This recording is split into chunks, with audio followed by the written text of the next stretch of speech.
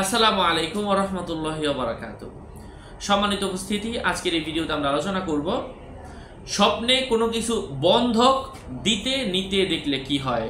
জমি হতে পারে, টাকা পয়সা হতে পারে, জিনিসপত্র হতে পারে, সন্তান হতে পারে। তো বন্ধক রাখার ব্যাপারে ইসলাম কি বলে, আলোচনা বুঝতে এর সাথেই থাকবেন। যারা এখনো চ্যানেলটি সাবস্ক্রাইব করেনি অবশ্যই সাবস্ক্রাইব করতে ভুলবেন না।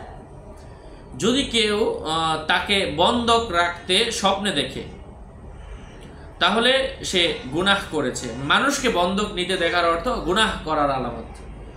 আর যদি কোনো জায়গা দেখে তাহলে এর ব্যাখ্যা হলো সে অনেক গুনাহ করেছে, যেমনটা আল্লাহ তাআলা বলেছেন, মানে জায়গা বন্ধক দেওয়া নেওয়া এটা গুনাহ করার সম্ভাবনা রয়েছে। সূরা আল মুত্তাসির 38 নম্বর আয়াত, কুল্লু নাফসিম বিমা কাসাবাত রহিনা, অর্থাৎ প্রত্যেকেই নিজ নিজ কর্মের জন্য দায়ী।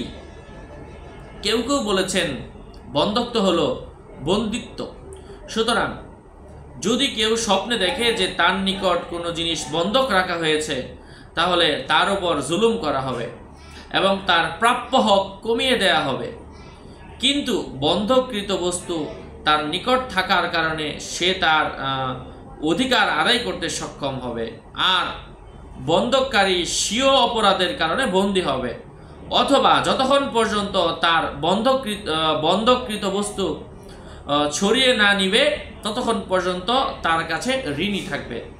মহান আল্লাহ সুবহানাহু ওয়া তাআলা আমাদেরকে বোঝার তৌফিক দান করেন। আবার ভেরিফাই চ্যানেল ডিসক্রিপশন বক্সে ক্লিক করলে পেজ এবং আইডি আসবে। এর বাইরে অন্য কোনো পেজ নাই, আইডি নাই, ইমো নাই, হোয়াটসঅ্যাপ নাই। প্রত্যেক ভিডিওতেই সাবধান করি। সতর্ক থাকবেন, সুস্থ থাকবেন, ভালো থাকবেন। আরও আপডেট পেতে আমাদের চ্যানেলটি সাবস্ক্রাইব করতে ভুলবেন না। আসসালামু আলাইকুম ওয়া রাহমাতুল্লাহি ওয়া বারাকাতুহু।